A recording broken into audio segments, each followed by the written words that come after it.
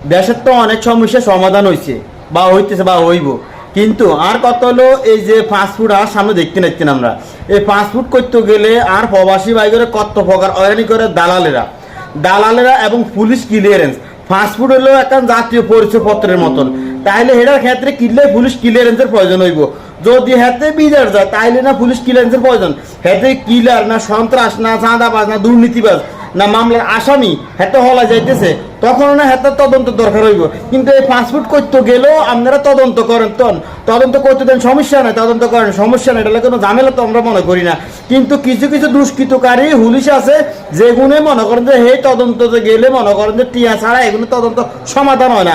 যদি মনে করেন যে কোনো একটা লোক টিয়া না দেয় রে ভাই, তাইলে মনে করেন যে ওই লোক যে লোককে ফাস্টফুড করতে দিছে ওই লোককে 6 মাস 1 বছর 2 বছর ঘুরন লাগে। আর এই ফাস্টফুড করতে গেলে মানুষ দালাল ছাড়া ফাস্টফুড করতে হয় না, কিনলেই এই দালাল মুক্ত ফাস্টফুড এবং এই ঘুষ মুক্ত ফাস্টফুড